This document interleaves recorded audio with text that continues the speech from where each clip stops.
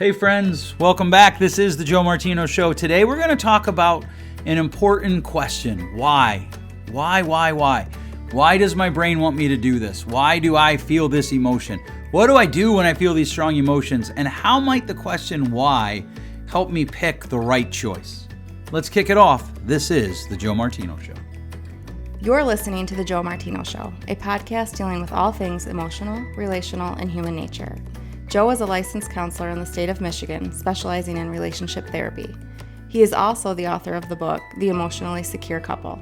All advice offered in this episode is offered for entertainment and educational purposes only. Enjoy the show. All right, welcome back. I am excited to tell you to mark your calendars for March 10th to the 13th. We are going to have our first ever Florida Marriage Retreat Conference, Relationship Retreat Conference. This is going to be in Daytona Beach. We're excited. The website will go live on Thursday, February 3rd, March 10th to the 13th. We probably aren't going to have any sessions. At the point of recording this episode, I'm not sure exactly when the sessions will start. I believe that they will start Friday afternoon, which is actually, I believe, March 11th. So we'd encourage you to come Thursday so you can kind of get the lay of the land, go on a date. And then Friday morning, every registration happens Friday afternoon if necessary, and then we'll roll into Friday evening. We'll cut you loose. You'll have some dates, some homework. We'll have an all-day session on Saturday. Then you'll have some dates Saturday night. And then Sunday morning, we'll have a wrap-up. My wife and I are going to do this together. We're limiting it to 6 couples. You need to get to Florida, and you need to find a place to stay. We will feed you daytime meals and have snacks available for you. My sister, who is an excellent chef, cook, is going to be there cooking for us. And we're very excited to put this on for you. It is our first ever. We've always done local conferences. Even if we traveled, we had a local organization that we partnered with. This particular one is going to be not that. Anybody can come from anywhere in the world, but we are limiting it to 6 couples max. And this is going to create a very intimate, very comfortable, we hope, setting where we can talk about some of the necessary tools to improve relationships. Things like, what are some things that every relationship needs? If you're a longtime listener to this podcast, the information won't be new, but the application will be, because my wife and I are going to spend time with each couple. We're going to spend time with the group. We're going to spend time with couples. And if you wanted to just book, if you're like, hey, look, I have 5 couple friends that would want to do this, you need to reach out to me ASAP. Because as we progress into 2022 and into the future, we're going to start offering intensive conferences. This would be for 1-2 couples max who are in a situation where they need an intensive intervention.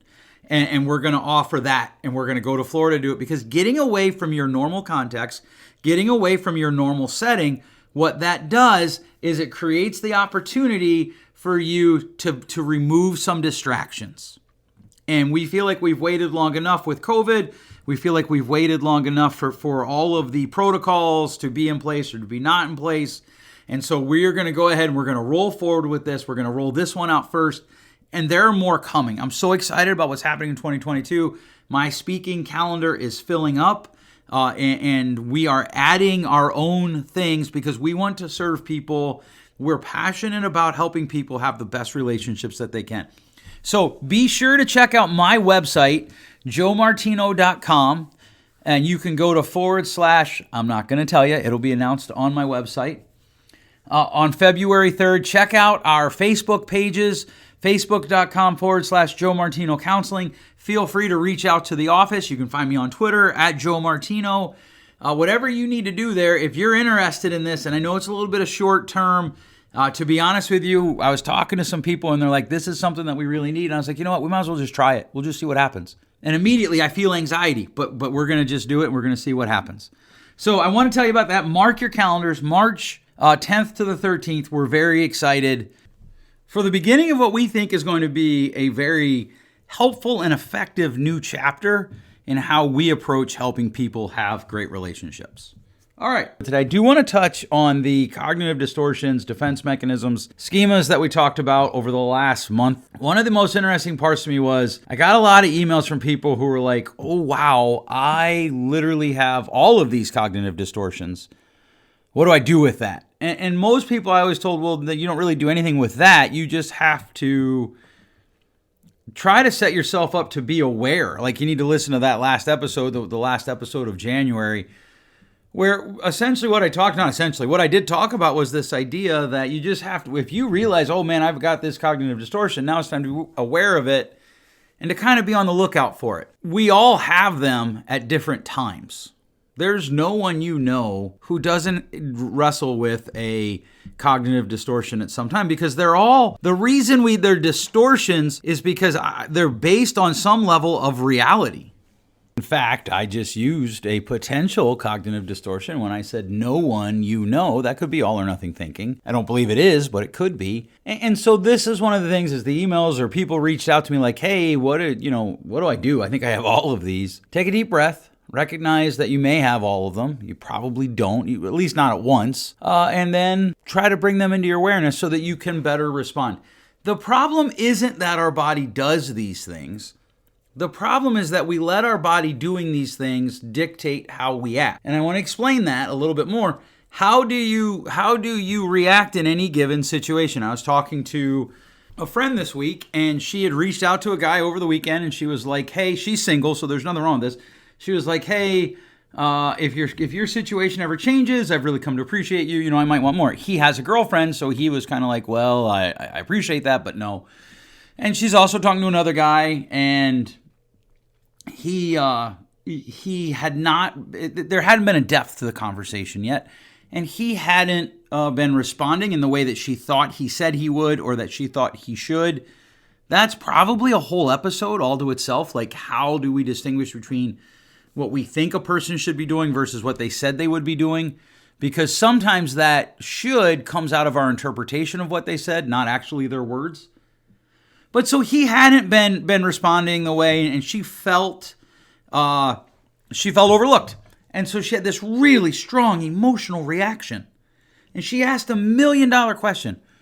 What do I do with that? And the very uncomfortable answer is you don't do anything with it. You just sit there. What you do is you don't allow your body to be dictated to by the strong emotional reaction. You don't allow yourself to respond in that moment. You wait it out, sit with it, and just wait.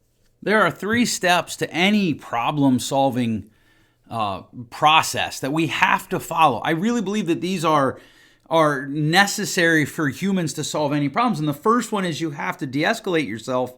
You probably won't get to calm, but you have to be able to de-escalate yourself to a certain level. And that certain level is step 2. You have to be in a state where you can withstand sitting inside the tension. And so you take the time to de-escalate yourself down to where you can withstand sitting inside this strong emotion, where you realize that, hey, maybe this is a cognitive distortion. Maybe this is a schema at play. Maybe this is a defense mechanism running. And maybe all of the things that I'm feeling right now, while I am legitimately feeling them, are not actually reality. In just a few weeks, I'm going to be teaching a room full of therapists. I'm going to ask them to reimagine how we teach emotional regulation.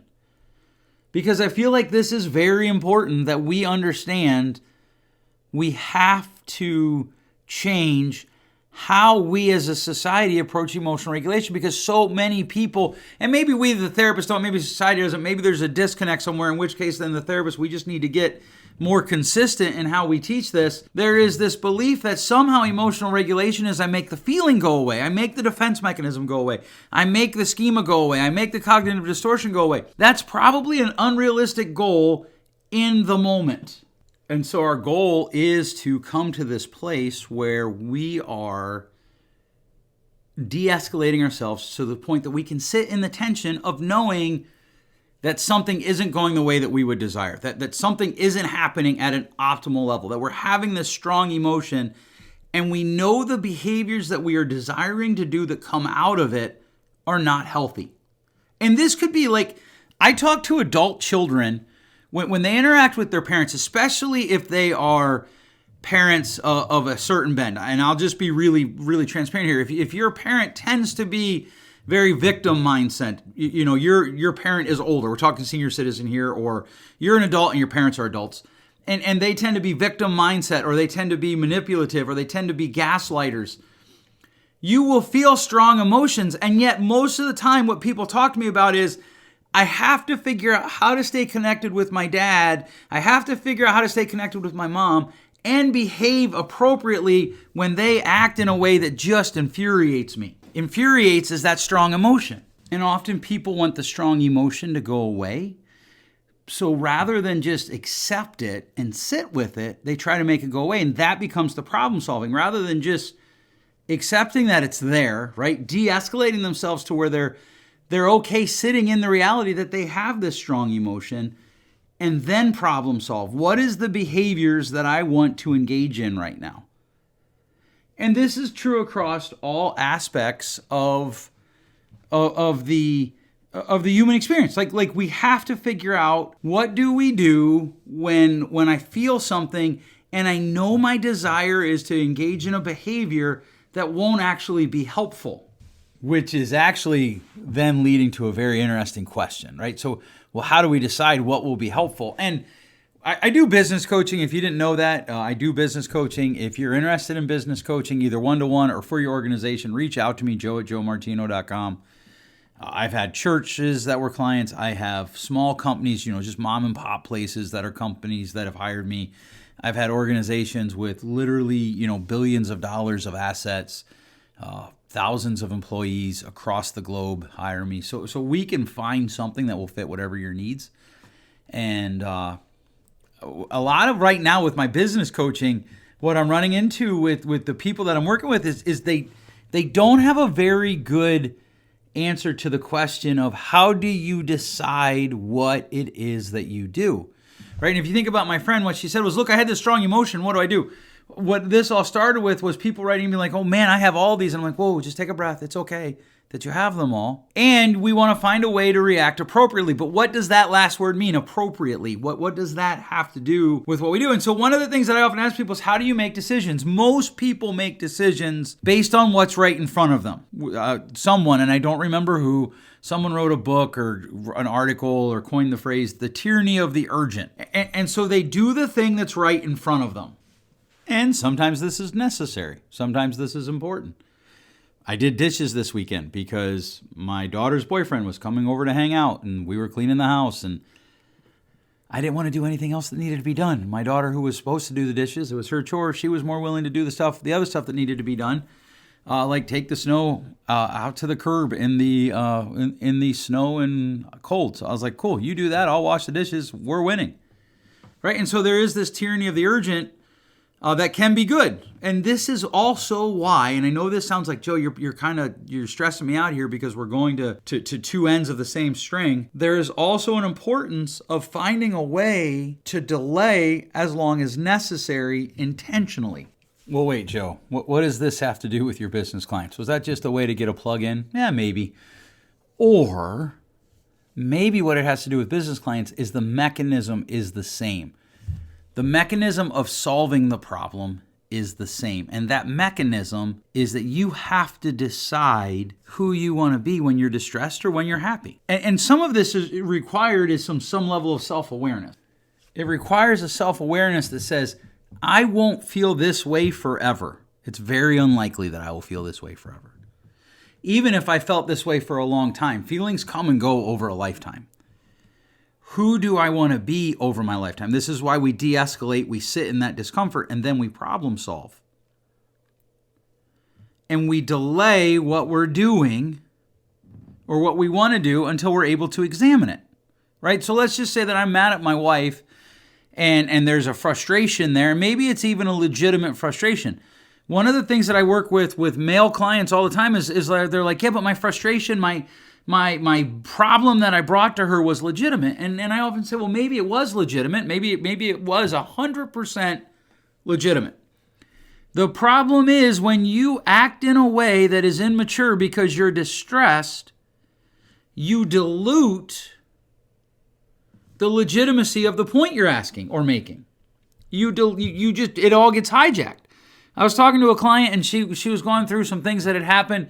And she was like, so I did this and this happened and he did this. And he's sitting right next to her shaking his head, yes. And I did this and I did that and they did this and it worked and it was great. And then it wasn't great because he didn't do this, but I did that. And she's talking about the implementation of all of these tools that she was using, and it was phenomenal. And at the very end, she's like, and then I blew up. And I'm like, that right there is the problem that hurts. That's the problem that, like, you did great right up to that moment. And then with that, the problem is when you blow up, it destroys much of the work that you did leading up to it. And we are kind of in a society where, well, you can't say that because people might be discouraged when you say that. People's feelings might be hurt. I'm okay with that. They can be discouraged if they're blowing stuff up. That's okay. I can be discouraged if I'm blowing stuff up. When I played sports, there was a time where I wanted my coaches to lie to me. And I wanted them to be like, oh yeah, you're better than you really are. Now, I didn't know that I wanted them to lie to me at the time. And I got discouraged. And then I had a decision to make. Am I going to let discouragement win, or am I going to sit in the space where I then move forward? So look at my friend. I was like, okay, well, you have to sit with that. And here's the self-awareness part.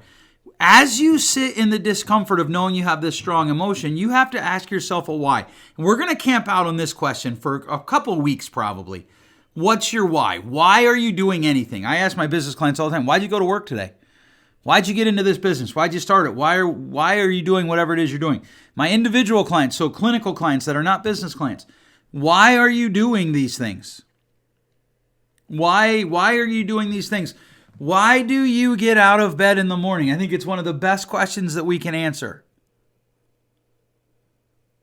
More importantly, people who are stuck, they give up on the why. They don't set any dreams. They don't set any ambitions. They focus on the roadblocks. They focus on the big emotions. And so some questions we have to ask ourselves related to why. Why am I feeling this big emotion? Why am I feeling this big emotion in this moment?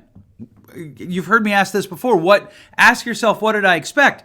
That's the same. You'll notice if you could see my face, which by the way, I'm often told that I have the perfect face for a podcast. A non-video podcast. But if you could see my face, there's a little bit of it's the same, but it's not, showing across my face. But it's a similar question. What did I expect? Because then as soon as you answer that, you're going to go to why. Why did I expect that? Why do I have this big emotion? It's always interesting to me when people are talking about politics and they start getting fired up and people start yelling. I ask them, why?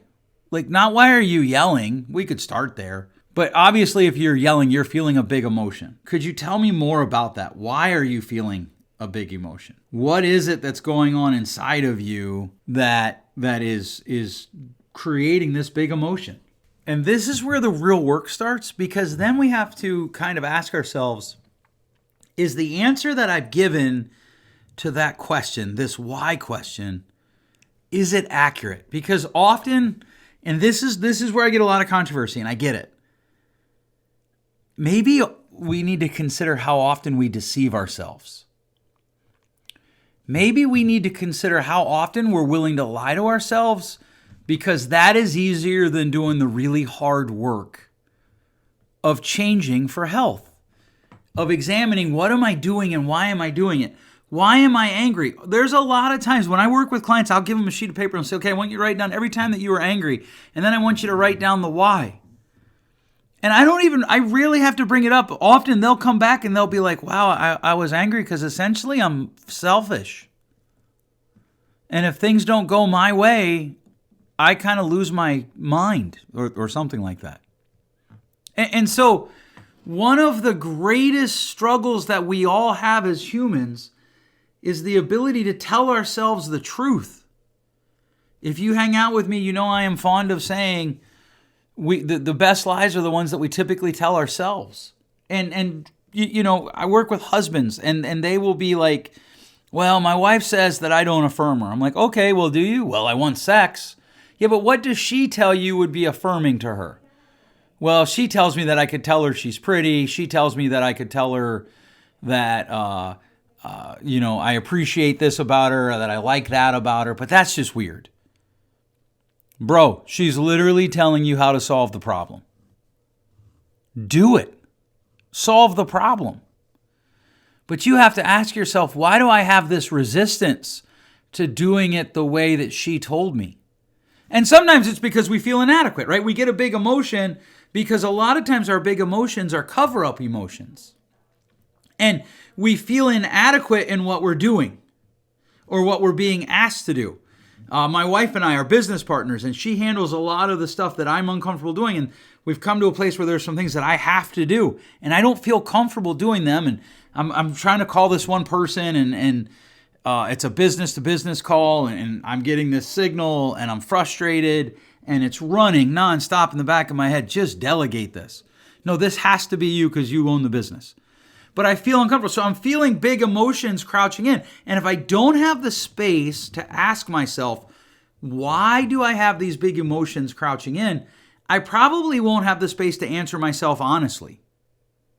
And so I have to make the space to ask the question, and then I have to do the really hard work of evaluating how honest I'm being with myself. And that's probably true for you too. And sometimes it's not that we feel inadequate, it's that we're unaware. My wife and I have some friends, and one of those friends my wife was having a conversation with, and somehow it came up, something was going on, and the friend said to my wife, I don't know why, and my wife, like just off the cuff, was like, well, it's because you're anxious. And the friend was like, wait, you think I'm anxious? And to my wife and I, we were like, well, wait, you don't think you're anxious? Like, that's kind of, you know? And so as that runs, it's not she feels incompetent, our friend. She didn't know, right? And there are things that people say to me, I'm like, oh, crap, I didn't know that. But now that you say that, my wife said to me one time something, I was like, oh, yeah, that makes sense. And it was about me, right? And so as you push these things out, you want to start asking yourself the question, why am I having this big emotion? Why does my body want to do, or my brain want me to do this behavior? Whether it is say something angry, right? If I'm angry with my wife, and I want to snap at her. Why does my brain want to do that? Is it because I feel comfortable with that? Because I grew up doing that, or I grew up in a house that did that? Is it because I feel threatened? Or is it just because I feel frustration and I need to grow in that area? Why do I want to do this, and does it actually help me move to health? Next week, we're going to talk about how do we actually define what is health? How does our why help us figure out what is health? And I'm looking forward to that. All right. Thanks so much for listening. I would encourage you to share this with 3 of your friends. One of the things that's so important is in life that if we are involved in things that are bigger than us, one of the ways that we can do that is we share things with people that we find helpful, and it creates this conversation, this interaction between us and them that helps us to then move forward and create meaning in our lives, which is a very exciting thing. Thanks so much for listening. Don't forget to mark your calendars for March 11th to the 13th. Check out my webpage, joemartino.com. Follow us on Facebook, facebook.com/Joe Martino Counseling. Website will go live at the very latest on February 3rd. Thanks so much for listening. We'll catch you next week. Thanks for listening. If you enjoyed today's show, please share with a friend. And hey, give us that rating in your podcast store. Until next time, change possible.